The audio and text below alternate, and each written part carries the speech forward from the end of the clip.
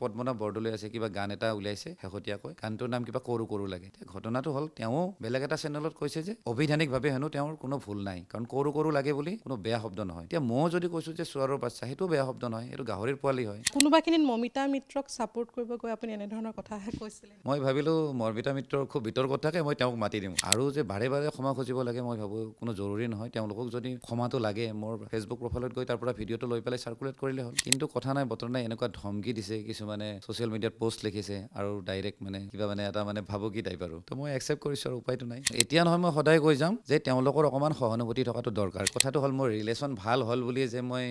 নিজৰ মত সলাম বা মই চেঞ্জ হ'ম মই সেইটো কেতিয়াও হ'ব নোৱাৰোঁ মোৰ কাৰণেও কোনো বেলেগ মানুহ চেঞ্জ হ'ব নালাগে আৰু বেলেগৰ কাৰণে মই চেঞ্জ নহওঁ গোটেই অসমৰ ৰাইজে মানে মোৰ পিনে বা মোক সমৰ্থন দিছে তেওঁলোকে এইটো কথা বুজা উচিত যে একচুৱেলি ৰাইজে বিচাৰে কি যিখন লিষ্ট যিখন আহিছে যিখিনি মানুহে চাইন কৰিছে বা যিখিনি আৰ্টিষ্টে চাইন কৰিছে তাতে জুবিন গাৰ্গৰ চাইন নাই ক'ব গ'লে জুবিন দাই চাইন কৰা মানে ছাপোৰ্ট কৰা যেন লাগিছে কথাখিনি ছ'চিয়েল মিডিয়াত এটা বিতৰ্কিত বিষয় ছ'চিয়েল মিডিয়া ইনফ্লুৱেঞ্চাৰ ভাৰ্চেছ শিল্পী সমাজ আজি আমাৰ সৈতে আছে ছ'চিয়েল মিডিয়া ইনফ্লুৱেঞ্চাৰ ঋতু কলিতা এইগৰাকী সেইগৰাকী ঋতু কলিতা তেওঁৰ বিৰুদ্ধে ইতিমধ্যে অসমৰ বিভিন্ন ঠাইত শিল্পী সমাজে তেওঁলোকে FIR দিছিল আৰু কালি দিনটোত যিহেতু তেওঁ দিছপুৰ থানাত হাজিৰ হৈছিল আৰু নিশাটো তেওঁ থানাত কটাব লগা হৈছিল আৰু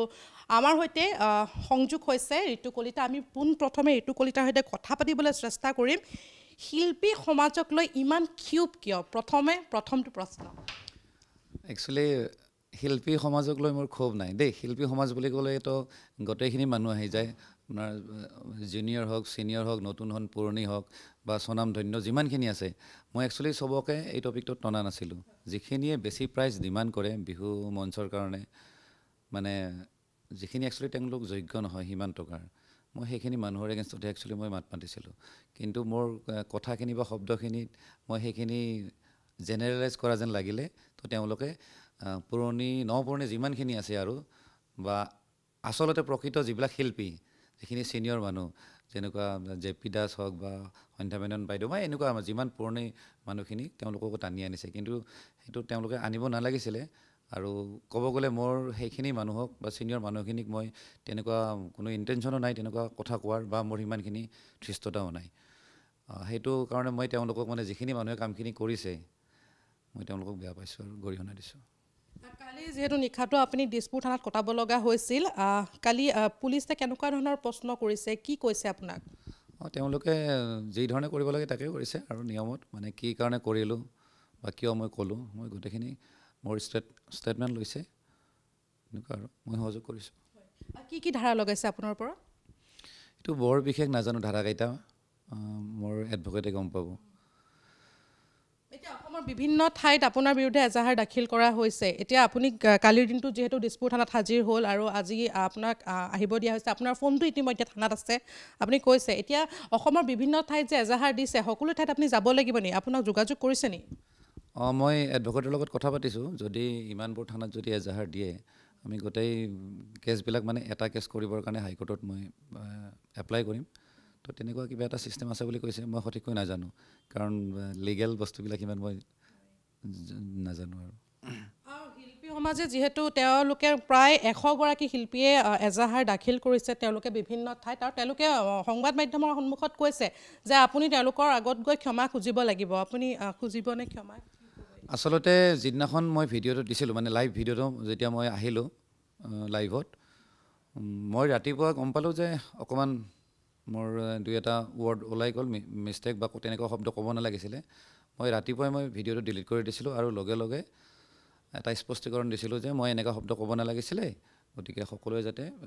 হাৰ্ট নহয় বা মোৰ তেনেকুৱা কাকো হাৰ্ট কৰাৰ মোৰ কোনো ইণ্টেনশ্যন নাই তেনেকুৱা মই ভিডিঅ'টো অলৰেডি দিছিলোঁ কিন্তু তেওঁলোকে কি কৰিলে আগৰ সেই লাইভ ভিডিঅ'টোৰ অকণমান ক্লিপ বজাই দিলে যিখিনিত মানে মোক মানে ক'ব গ'লে বহুত বেয়াকৈ সজাই দিলে তেওঁলোকে আৰু এটা কথা তেওঁলোকক মই অনুৰোধ কৰোঁ যে মই যিটো স্পষ্টীকৰণ দিছিলোঁ বা মই যিটো ভিডিঅ'ৰ যোগেদি ক্ষমা খুজিছিলোঁ সেই ভিডিঅ'টো তেওঁলোকে শ্বেয়াৰ কৰিব লাগিছিলে বা ভাইৰেল কৰিব লাগিছিলে কিন্তু তেওঁলোকে সেইটো নকৰি অকল এটা কথাতে লাগি আছে যে ক্ষমা খুজিব লাগে কিন্তু অলৰেডি যিহেতু ছ'চিয়েল মিডিয়াইদি মই গালিটো ওলাই গৈছিলে গতিকে ছ'চিয়েল মিডিয়াইদি মই অলৰেডি ক্ষমা খুজিছোঁ আৰু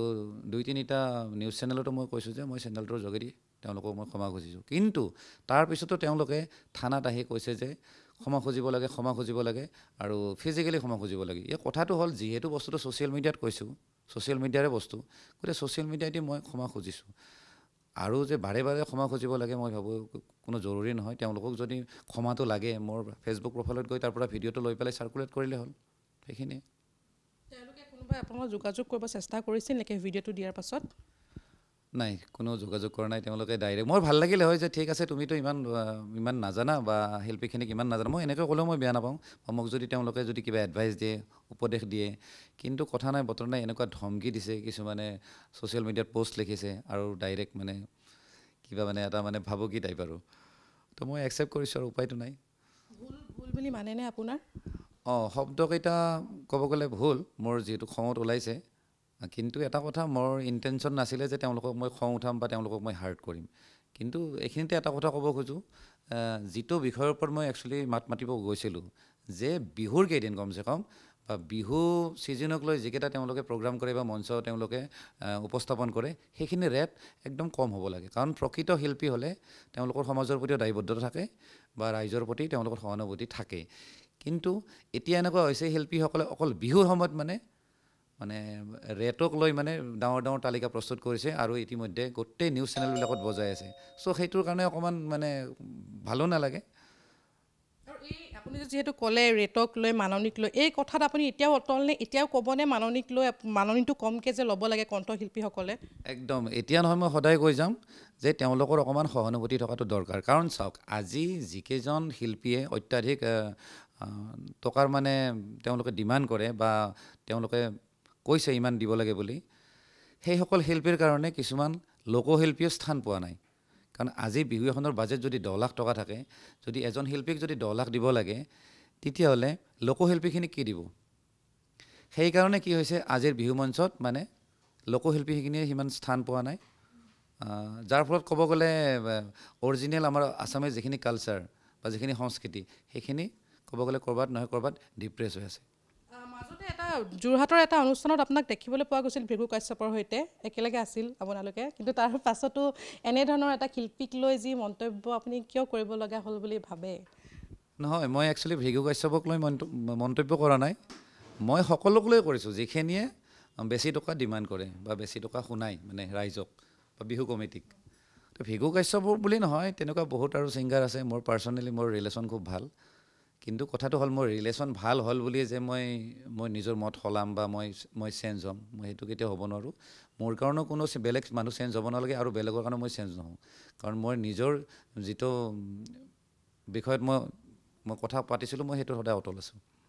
বহুকেইগৰাকী শিল্পীয়ে কৈছে যে তেওঁ যদি শিল্পী কেইগৰাকীক লৈ কৈছে বিশেষকৈ তেওঁলোকৰ নাম লৈ ক'ব লাগিছিল গোটেই শিল্পী সমাজক ক'ব নালাগিছিল নাম লৈ গ'লেতো আৰু পাৰ্চনেল হৈ গ'লে গোটেই নামটো একচুৱেলি ক'ব নোৱাৰি তেওঁলোকে বুজা উচিত আৰু এটা কথা দেই তেওঁলোকে মানে মোক বেলেগ মানে ধৰণে ফচাই আছে ক'ব গ'লে কথাবিলাকত কেনেকৈ মোক মানে এটা মানে বান্ধিব লাগে তেওঁলোকে সেইটো ট্ৰাই কৰি আছে কথাটো হ'ল এই গোটেই বিষয়বস্তুটো যেতিয়াৰ পৰা বাৰ্ষ্ট হৈছে বা যেতিয়া ভাইৰেল হৈছে ছ'চিয়েল মিডিয়াতে হওক বা নিউজ চেনেলত হওক বা য'তে কি নহওক গোটেই অসমৰ ৰাইজে মানে মোৰ পিনে বা মোক সমৰ্থন দিছে তেওঁলোকে এইটো কথা বুজা উচিত যে একচুৱেলি ৰাইজে বিচাৰে কি বা আমি শিল্পীসকল বা সেইসকল শিল্পী মই যাক লৈ কথাখিনি পাতিছিলোঁ তেওঁলোকে এইটো কথা অকণমান বিবেচনা কৰা উচিত যে আমি ক'ৰবাত নহয় ক'ৰবাত ব্যৰ্থ আছোঁ নেকি যে ৰাইজক সন্তুষ্টি দিয়াৰ বাবে গতিকে সেইটো কথা একচুৱেলি তেওঁলোকে বিশ্লেষণ কৰা উচিত মানে এজ এন আৰ্টিষ্ট যদি প্ৰকৃত শিল্পী হয় তেওঁলোকে ৰাইজৰ মাজত সদায় থাকিব লাগিব ৰাইজৰ মানুহৰ মনত সদায় থাকিব লাগিব গতিকে ৰাইজে যে ইমান যে তেওঁলোকক যে ক'ব গ'লে গালি দিছে বা ৰাইজেও যে ক্ষোভ উজাৰিছে মোৰ লগতে মোক সমৰ্থন দি সেইটো কথা বহুতে ছাপোৰ্ট কৰিছে গতিকে এনেকুৱা নহয় যে তেওঁলোকক ছাপোৰ্ট নকৰক মই এইটো কেতিয়াও নিবিচাৰোঁ কিন্তু তেওঁলোককো মৰম কৰক কিন্তু তাৰ কাৰণে তেওঁলোকে সেইখিনি কাম কৰিব লাগিব ৰাইজৰ কাৰণে বা নিজকে উৎসৰ্গা কৰিব লাগিব এজ এন আৰ্টিষ্ট তেনেকুৱা আৰু কথা এতিয়া চাওক যিখিনি ছিনিয়ৰ যিখিনি আৰ্টিষ্ট আছে ধৰক দীপেন বৰুৱাহঁত হওক বা যিমানখিনি পুৰণিৰ যিখিনি শিল্পী আছে তেওঁলোকে কেতিয়াও ইমান টকা ডিমাণ্ড নকৰে তেওঁলোকে পাৰিলে ফ্ৰীতে শ্ব' কৰে কিন্তু মিনিমাম খৰচাখিনি লয় নিশ্চয়কৈ চবেই জানে কিন্তু এতিয়া এনেকুৱা হৈছে মিউজিচিয়ান হওক বা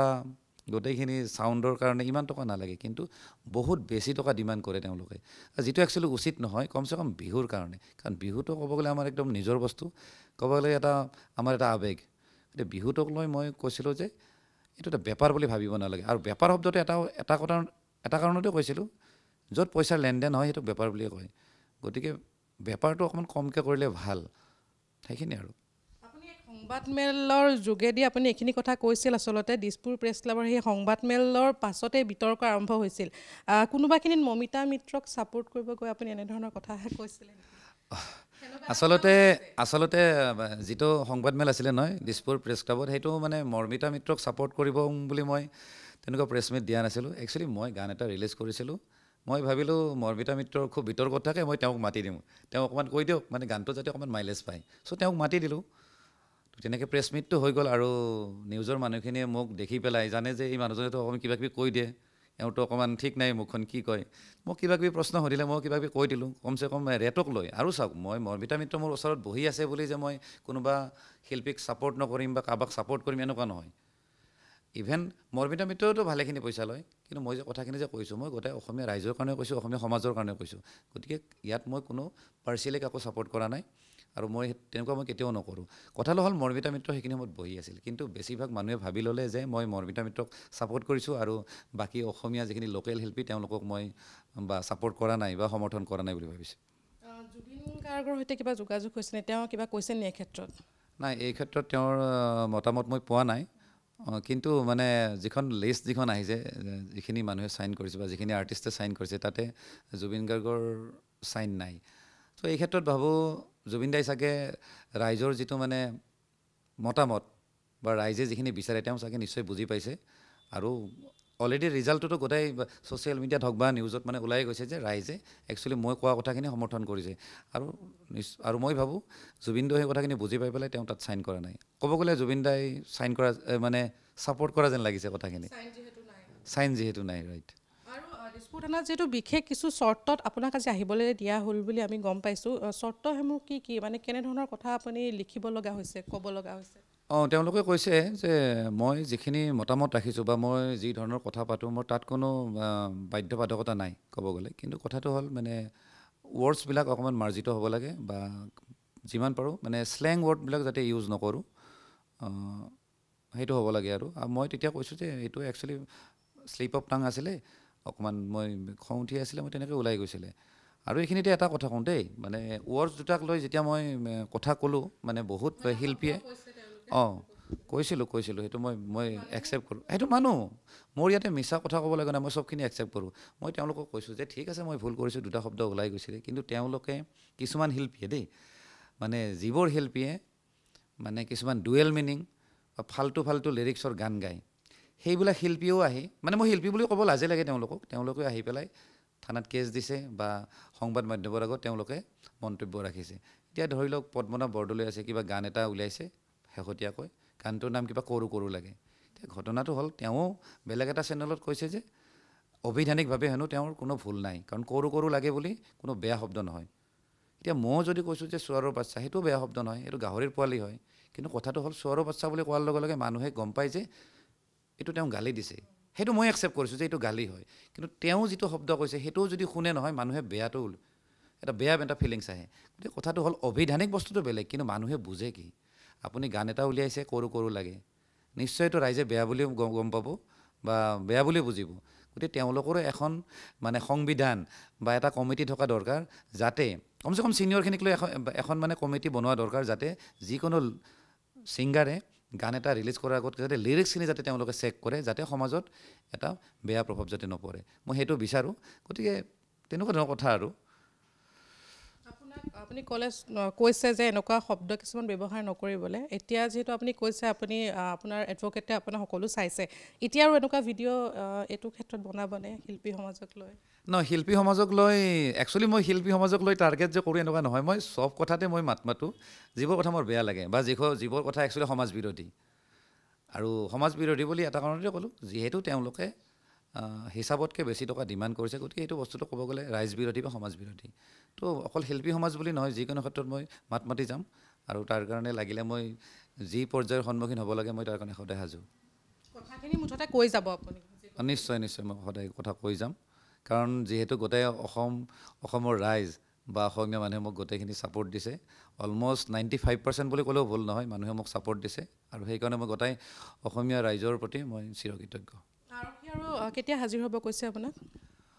নেক্সট তেওঁলোকে 25 তাৰিখে হাজিৰ হ'ব দিছে